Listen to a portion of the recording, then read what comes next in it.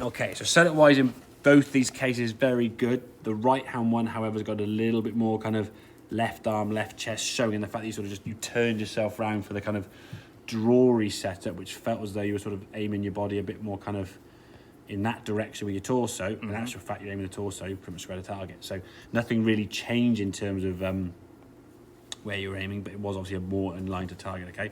Swing-wise, as the club goes back now, we just watch these takeaways. I think they're synced up, yeah?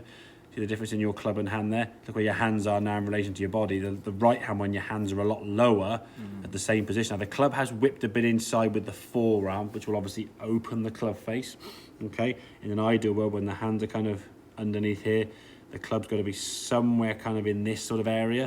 If it gets too far on, say, this blue line, it's too far inside and the club face is now wide open and coming in from a really acute angle to hit the goal. But anywhere near to target, you'd have to really corkscrew your hands. And yes, you'll be good enough on occasion to time it, but if you don't time it correctly, it will either be a massive block out here somewhere or potentially one of them. Both of which are going to be a destructive shot. With the amount of distance you create naturally, or speed you create naturally, you get it wrong, it's like, oh God, where's it going kind of thing. So getting that club to work back more so with the arms under the shoulders is going to be good.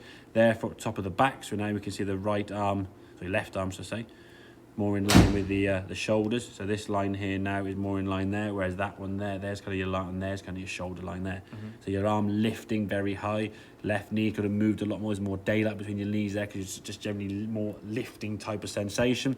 As the club then starts coming back down now, we get back that sort of just pre-impact here. Clear this out of the way.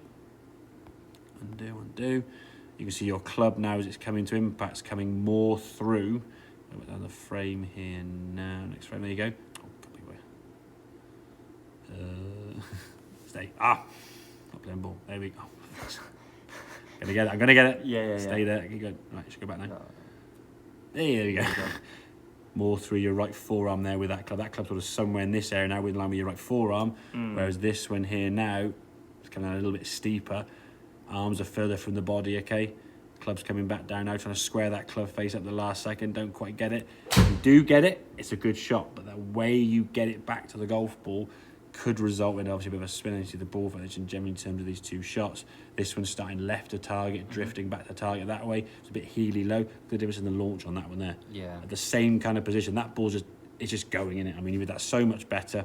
The general flight of these goals when they hit pretty much at the same time. Okay, the line's going to come up. Okay, a smidgen later, but he's gone on that right hand side, and that was like 280 with a good flight. That one you can already see sort of just cutting, already missing, probably hasn't gone anywhere near its full foot. It's already got back to the middle of the fairway, so that's probably going to be ending up kind of going over there somewhere. Whereas this one we can see now sort of peaking its flight, it's going to come down as we saw nicely on target. So get that sensation, the hands are working. Inside, what we don't want is that. Yeah. We don't really want that. In between. Exactly, yeah. But don't try and find this perfect mythical position, okay? The club, as we said again, in terms of practice, what I would work at is get the club working back. This one on the right side only. Sink. One on the right hand side. Just work the club back for the first bit here. Just practice this movement here now with the club staying more kind of the club face more to target. So at this point here now, clubs be sort of in between those two lines there.